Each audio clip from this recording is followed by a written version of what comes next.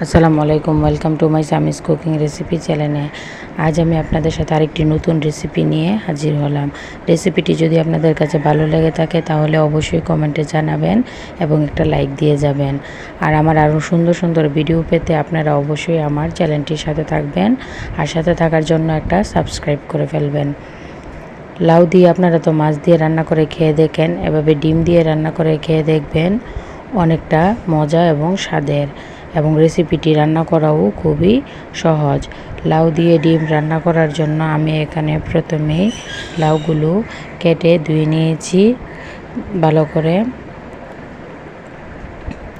আর এখানে আমি নিয়ে নিয়েছি ধনেপাতা, কাঁচামরিচ এবং পেঁয়াজ কুচি। প্রথমে আমি চুলায় একটি পাতিলা বসিয়ে দেব। দিয়ে পাতিলা যখন ভালো করে গরম হয়ে যাবে এর মধ্যে আমি দিয়ে দিব রান্না সাদা তেল। তেল গরম হলেতে আমি দিয়ে দিব পেঁয়াজ কুচি। দিয়ে আমি পেঁয়াজগুলো ব্রাউন কালার করে ভেজে নেব।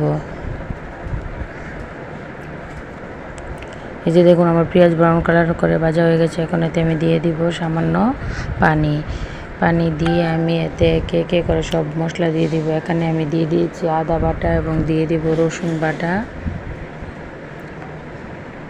এবং এখন আমি গুঁড়া মশলাগুলো দিয়ে দিব। এখানে প্রথমে আমি দিয়ে দিব স্বাদ মতো লবণ, দিয়ে দিব হলুদ গুঁড়ো এবং দিয়ে দিব ধনে গুঁড়ো, শেষে দিয়ে দিব মরিচ গুঁড়ো। সামান্য মশলা দিয়ে এই লাউটি আপনারা রান্না করে খেয়ে দেখবেন। এই রান্নাটা খুবই সহজ। এখন আমি মশলাগুলো ভালোভাবে কষিয়ে নেব। যখন মশলাগুলো ভালোভাবে কষানো হয়ে যাবে তখন এতে আমি দিয়ে দিব কেটে ধুয়ে রাখা লাউগুলো দিয়ে আমি মশলার সাথে ভালোভাবে এগুলো নেড়েচেড়ে মিশিয়ে নেব। মেশানো হয়ে গেলে লাউগুলো যাতে ভালোভাবে সিদ্ধ হয় এবং তরকারিটা হয়ে যায় এর মধ্যে সামান্য পানি দিয়ে দেব। পানি দিয়ে এখন লাউগুলো সিদ্ধ হওয়ার জন্য আমি এখানে একটি ঢাকনা দিয়ে ঢেকে দেব।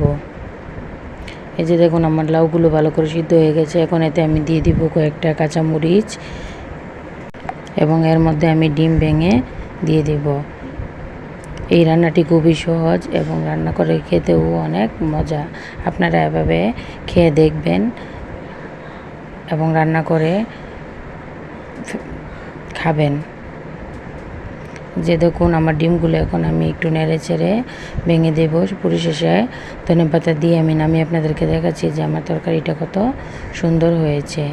এভাবে আপনারা রান্না করে খেতে পারেন এবং আমার টিপসটি ফলো করে যদি রান্না করেন তাহলে খুবই মজা পাবেন। এই যে দেখুন আমার তরকারিটা দেখতে কত সুন্দর হয়েছে এবং খেতেও অনেক স্বাদের। আপনারা এভাবে একবার চেষ্টা করবেন এবং অবশ্যই আমার চ্যানেলের সাথে থাকবেন। আসসালাম।